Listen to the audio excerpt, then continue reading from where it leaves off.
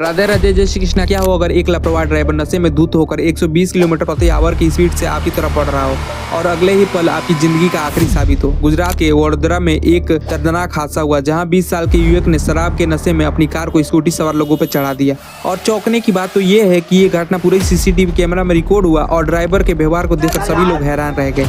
आखिर इस हादसे के पीछे की सच्चाई क्या है, आरोपी कौन है और अब उसके खिलाफ क्या कोई कार्रवाई होगी? पूरी जानकारी के लिए वीडियो को अंत तक जरूर देखें। ये सिर्फ एक एक्सीडेंट नहीं था, ये लापरवाही, नशे और रफ्तार के खतरनाक मेल का एक जीता जागता सबूत है। गुजरात के वडोदरा में हुए इस दर्दनाक हादसे ने पूरे देश को हिलाकर रख दिया। सीसीटीवी कैमरे में साफ दिख रहा है कैसे 20 साल के युवक ने शराब के नशे में 120 की रफ्तार से कार दौड़ा रहा था और फिर उसने स्कूटी सवार महिला को बेरहमी से कुचल दिया। आज इस वीडियो में आपको पूरी घटना की डिटेल एनालिसिस देंगे, आरोपी की पहचान, पुलिस की कार्रवाई और इस तरह के मामलों में क्या सख्त सजा हो सकती है, सब कुछ जानेंगे। अगर आप सड़क सुरक्षा और कानून व्यवस्था को लेकर थोड़े से भी गंभीर हैं तो इस वीडियो को अंत तक जरूर देखें। यह हादसा 14 मार्च 2025 के आधी रात के बाद हुई, करीब 12:30 बजे वडोदरा के करेलबाग इलाके में हुई। यह इलाका शहर के बीचों बीच आता है। आमतौर पर यह बहुत शांत होता है, लेकिन उस रात एक बेकाबू कार ने इस जगह को भयानक दुर्घटना का गवाही बना दिया। क्या हुआ और कैसे हुआ? जो वहाँ पे घटना पे मौजूद थे वो लोग बता रहे थे कि कार करीब 120 की रफ्तार से दौड़ रही थी, जो कि शहर में आमतौर पे चलाना बिल्कुल अलाउ नहीं है। सीसीटीवी फुटेज में साफ दिखाया जा रहा है कि कार सीधे सड़क पर तेजी से बढ़ रही है, अचानक से स्कूटी सवार से टकराई है जिससे वे हवा में उछल गई और सड़क पर जाके गिर गई और बुरी तरह से घायल हो जाती है। कार बिना रुके आगे बढ़ती है लेकिन कुछ दूर जाके कुछ रुक जाती है। इस टकराव के तुरंत बाद आसपास के लोग घटनास्थल पर दौड़े और घायलों को अस्पताल ले जाने की कोशिश की, लेकिन जो स्कूटी पे सवार महिला थी उसकी मौके पे ही मौत हो गई। आरोपी कौन है और उसकी मानसिकता क्या थी? इस हादसे के बाद सबको चौंका देने वाला पहलू ये था कि जब कार से 20 साल का युवा उतरा जिसका नाम रक्षित चौरसिया था, वो पूरी तरीके से नशे में था। रक्षित चौरसिया एक बहुत ही रिस्पेक्टेड फैमिली से ताल्लुक रखते हैं और एक लॉ स्टूडेंट भी है। जो वहाँ पे घटनास्थल पे लोग मौजूद थे उनके अनुसार वे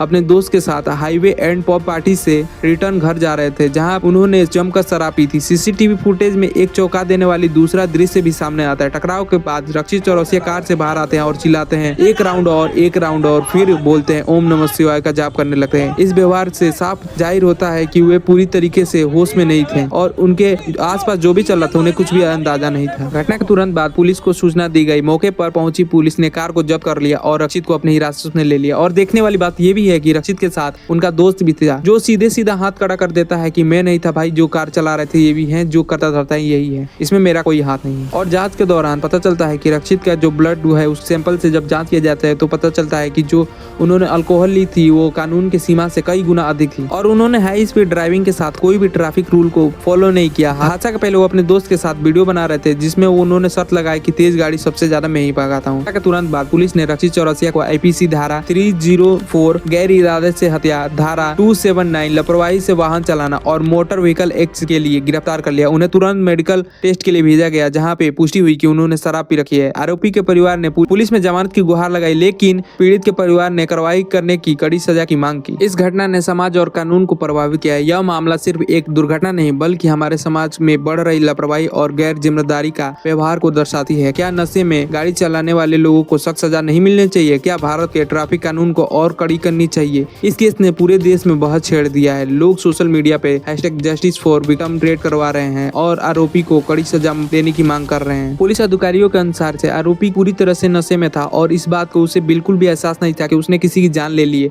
उसकी मानसिक स्थिति और रवैया बेहद गैर जिम्मेदार था। घटना के बाद आरोपी के परिवार ने उसको बचाने की कोशिश की लेकिन जनता का गुस्सा देखते हुए पुलिस ने तुरंत कार्रवाई की और उसे कोर्ट में पेश किया। लेकिन सवाल यह है कि रक्षित क्या एक पैसे वाले परिवार से आते हैं तो क्या उनको कोई सजा नहीं मिलनी चाहिए? क्या इस केस में भी कानून कुछ नहीं बोलेगा और अपनी खामोशी को साधे रहेगा? तो देखते हैं क्या होता है आगे। ये देखते हैं भारत में इस तरह के अपराध के लिए कौन सी सजा है। भारत में ड्रिंक एंड ड्राइव के मामलों में कानून सख्त हो जाता है लेकिन अक्सर इससे अमीर लोग बच निकलते हैं। अगर कोर्ट में आईपीसी 304 साबित हो जाता है तो उन्हें 10 साल की सजा होगी। अगर कोर्ट में इसे हत्या साबित की जाती है तो उन्हें आजीवन कारावास हो सकता है। कई मामलों में आरोपी पर कड़ी आर्थिक सजा भी लगाई जाती है लेकिन रक्षित चौरसिया आर्थिक रूप से मजबूत है तो उनके लिए कोई बड़ी बात नहीं होगी। अब देखना यह है कि इस केस में कानून कितना प्रभावशाली साबित होता है। क्या रक्षित को उनके अपराधों के लिए उन्हें सजा मिलेगी या फिर ये भी केस बिल्कुल पुणे की पोस्ट की केस की तरह दबा दिया जाएगा? अब देखना यह है कि जनता इस पे क्या एक्शन लेती है और क्या यह केस को आगे ले जाएगी या फिर ये बस यहीं तक था। अब आइए देखते हैं इस केस पे ट्रैफिक पुलिस क्या कहते हैं। ट्रैफिक ट्रैफिक पुलिस अधिकारी की राय। बड़ोदरा के ट्रैफिक पुलिस ने एक